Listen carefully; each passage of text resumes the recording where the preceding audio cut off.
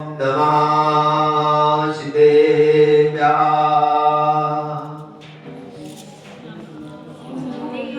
ॐ नमः शिवेभ्यः। ॐ नमः शिवेभ्यः। मंगलमय मंगले कर वितरागे विज्ञान नमोताय जाते भये अरे हंतादिमान अरे हंतादिमान नमन चरण में करे रहे अनुन से कर जो कदम कदम बढ़ते चले मोक्ष महल की ओर कदम कदम बढ़ते चले मोक्ष महल की ओर।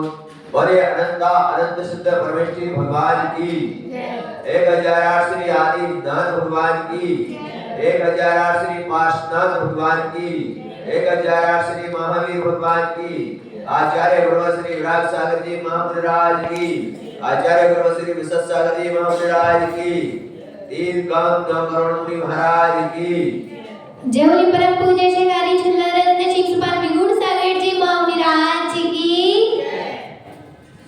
हम आत्माओं हम अनादि काल से लेकर इस संसार में जन्म मरण को प्राप्त करते हैं। इस जन्म मरण को प्राप्त करने में 84 लाख योनियों में भ्रमण करते हैं। सभी जानते हो कि 84 लाख योनि तो कौन सी होती है? बताओ, जानती हो ना? 84 लाख योनि कौन सी होती है? अच्छा, सारी अब तुमको विदित नहीं है। 84 लाख योनि जो होती है वो निगोद से शुरू होती है। निगोद से शुरू होती है। 1 इंद्री, 2 इंद्री, 3 इंद्री, नरक, प्रेत, देव, मनुष्य, ये सभी प्रकार से मिलाकर आपको बताएंगे कि इस प्रकार 84 लाख योनि में ये जीव भ्रमण करता है और इसमें भ्रमण करते हुए अनेक गतियों में भ्रमण करता हुआ मनुष्य जन्म को प्राप्त करता है। ये मनुष्य जन्म तुमने जो प्राप्त किया है, इतनी योनियों के बाद हमारा एक पंच परावर्तन जब हो जाता है तब जाकर हमारे लिए ये 16 बार मनुष्य जन्म मिलता है। कितनी बार मिलता है? और 16 बार स्त्री जन्म मिलता है। अब यहाँ पर विचार करें हम कि इस जन्म के अंदर में हमने कई बार ये विदित किया। आप लोग यहाँ पर भगवान का इस शंभुशरण लगा है। इस शंभुशरण में आप आते हो और इस शंभुशरण में आकर आप पूजा करते हो, अभिषेक करते हो, अन्य माला जाप शास्त्र आता है और भी अनेक प्रकार के विधान पूजन करते हो। लेकिन जब तक आपने देखा कि शंभुशरण में जब तक गर्दन का अभाव होता है तब तक भगवान की वाणी बोला है। सुनने को नहीं। आपको विदित है कि भगवान महावीर स्वामी में जब गर्दन नहीं तो 66 दिन की उनकी वाणी। इसी प्रकार आज वर्तमान में साक्षात शंभुशरण तो हमको नहीं मिलते, लेकिन मंदिर भी हमारे लिए शंभुशरण का प्रतीक हुआ करता है। ये मंदिर क्या है? शंभुशरण है। क्या है? हाँ, क्योंकि यहाँ पर जो तीर्थंकर विराजमान है, क्या यहाँ पर जो अनंत परमेश्वरी विराजमान है, अभी इनका ये शंभुशरण है।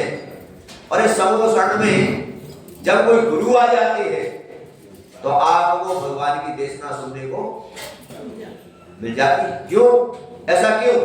ऐसा इसलिए कि जब साक्षात शंभुशरण लगता है तब भगवान स्वयं साक्षात विराजते हैं, तब उनकी दिव्य देशना मिलती है। अब साक्षात शंभुशरण नहीं है, साक्षात भगवान नहीं है, इसलिए हम लोगों ने मंदिर का निर्माण किया और इस मंदिर का निर्माण करके हमने जो प्रतिमा है, जो एक पाषाण या धातु की जो प्रतिमा है, उसको पंच कल्याण करा के हमने स्थापना कर दी कि जैसे भगवान थे उसी स्वरूप के भगवान हमने यहाँ पर विराजमान किए हैं। तो यहाँ पर सिद्ध हो गया, लेकिन साक्षात भगवान न होने के कारण से ये प्रतिमा बोलती है। तो यहाँ पर कहा कोई बात नहीं, पंचम काल में हमारा जन्म हुआ, कोई बात नहीं। पंचम काल में इतना हमारा पुण्य है कि आज हमें देव शास्त्र की शरण प्राप्त हुई है। और भगवान के मंदिर में जब गुरु आते हैं तो आज भी हमको उनकी देशना सुनने को, ये हमारा इससे एक बहुत बड़ा पुण्य है, बहुत बड़ा। इसीलिए आचार्यों ने लिखा है कि जब जब कोई गुरु आ जाते हैं और जब उनकी देशना सुनने मिलती है तो मंत्र में अन्य सभी क्रियाओं को गौण कर देना, कोई भी क्रिया को गौण कर देना चाहिए। क्यों ऐसा इसलिए कि भगवान की जो क्रिया है आपकी, वो क्रिया तो आप आगे पीछे भी कर सकते हो, लेकिन देशना तो समय पर ही, देशना तो कब मिलेगी, समय पर ही मिलती है। इस समोषण का भी तुमको विवरण पता हो, अगर जैसे नगर में आपने कभी समोषण विधान करा हो, करवाया है क्या समोषण विधान? तो समोषण विधान के अंदर में सब जानने को मिलता है कि समोषण विधान में कहां पर क्या होता है, कहां पर भगवान की देशना करती है, कहां कहां पर मंदिर होते हैं, कहां कहां जिनालय होते हैं, कहां कहां तक कौन सा जीव जाता है, ये किसमें मिलता है हमको? समोषण में। ऐसा ये समोषण यहाँ पर बना हुआ है। इस समोषण पार्षद भगवान का समोषण तुमने जो बनाया है, इस समोषण में ऐसी प्रार्थना किया करो भगवान के सामने, ये भगवान आपके चरणों में मैं उपस्थित हुए, आपकी मैंने पूजा की, आपकी मैंने भक्ति की, जब जन्मानी पढ़ो तब कहना कि मैंने शास्त्र का स्वाध्याय किया। हे भगवान, मेरा कौन सा पुण्य कमजोर पड़ता है कि देव शास्त्र गुरु मैंने शास्त्रों में पढ़े हुए हैं और मुझे दो की उपलब्धि तो हो रही है और गुरुओं की उपलब्धि रोज नहीं हो पा रही है। ऐसा मेरा कौन सा कार्य करूं, ऐसा मेरा कौन सा पुण्य उदय में आए कि मुझे रोजाना तीनों के दर्शन मिला। ऐसी भावना हमको रखना चाहिए। ऐसी भावना रखने पर भी तुम्हारे तीनों का ही पुण्य प्राप्त हो जाएगा।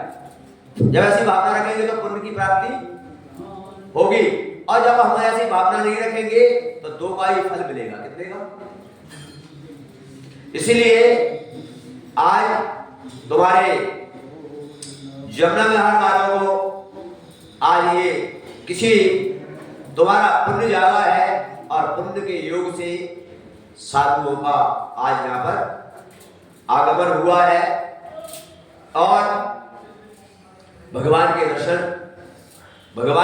कर ये यमुना विहार वालों से मैं तो यही कहता हूं कि जितना भी तुम्हारा पुण्य हो, जितना भी दाना पानी यहाँ का हो, उतने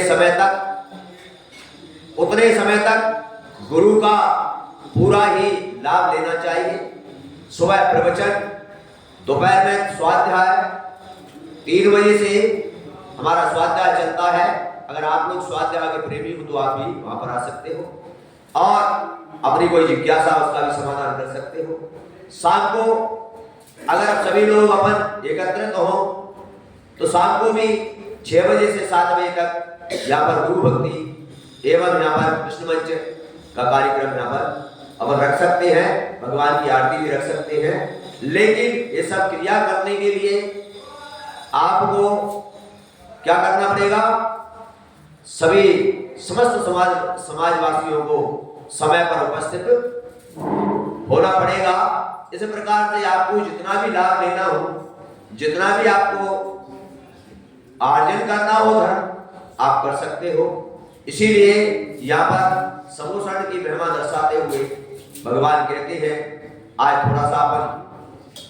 थोड़ा सा ले लेते हैं, कल से टाइम फिक्स कर देंगे किस समय से प्रवचन होगा।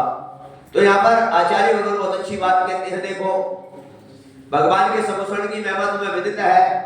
जब भगवान का समोषण आया राजगृह पर तो राजा शरण्य को क्या भगवान के समोषण का फल क्या होता है जानते हो?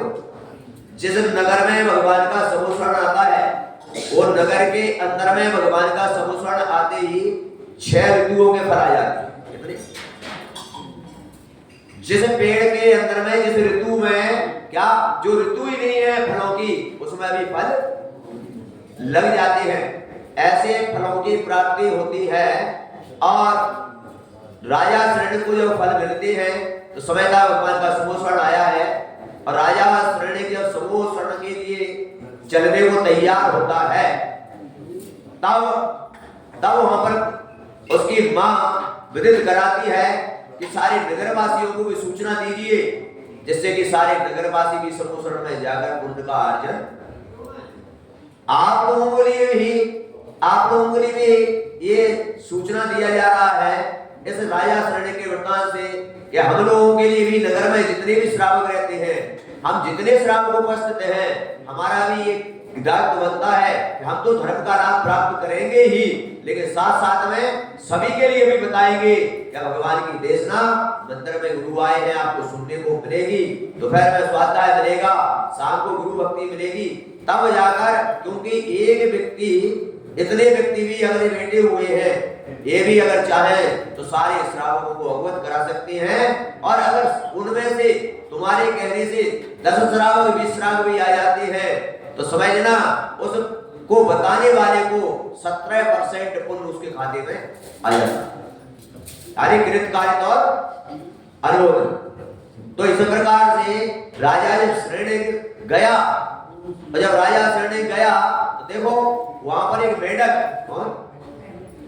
मेढक ने भी भाव बनाया इसका समोषण में जाने। जब समोषण में मेढक भी बड़ा प्रसन्न हो रहा था, बड़ा उछल रहा था, बड़ा फुदक रहा था और फुदकते हुए उसने कहा मैं भी समोषण में जाऊंगा। उसने भी अपने मुंह में एक फूल की पंखुड़ी दबाई क्योंकि यहाँ पर आचार्य कहते हैं कि भगवान के पास, गुरु के पास, मित्र के पास और राजा के पास कभी खाली हाथ नहीं जाया।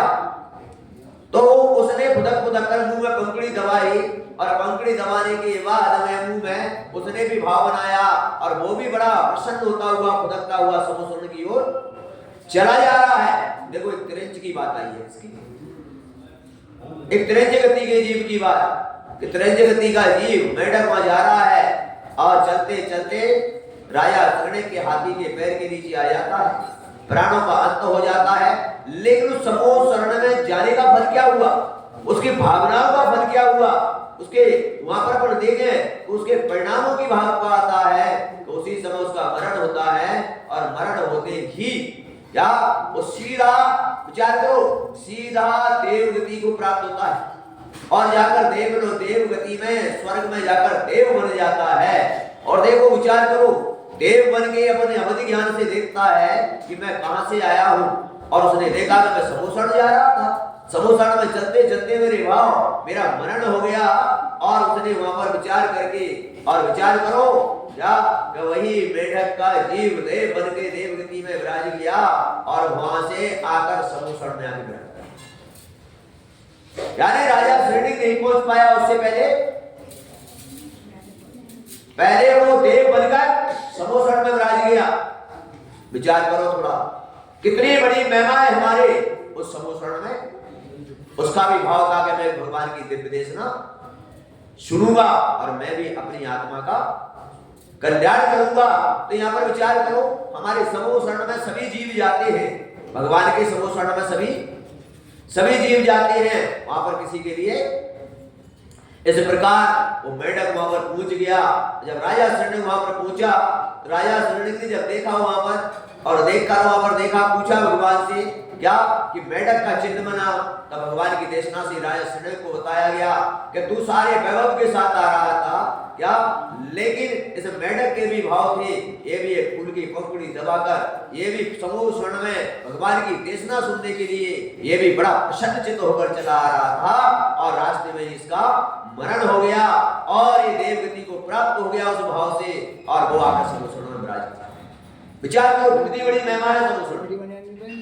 ऐसी भावना हमारी भी होना चाहिए जब अपने जीवन के अंदर में जब मंदिर आते हो, जब भगवान के समूह शरण में आते हो, ऐसी भावना लेकर आना चाहिए।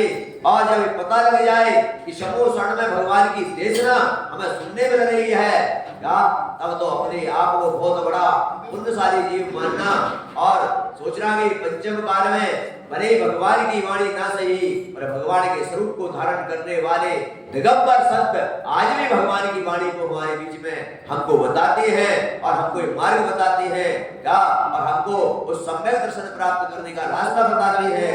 भगवान के समूह में सम्यक दर्शन की प्राप्ति हुआ करती है। वहां पर होती है सम्यक दर्शन की प्राप्ति भगवान के। और ऐसे समूह शरण में जब हमको वासा बन जाए, तब ऐसे पुण्य का आर्जन हमको कर लेना चाहिए।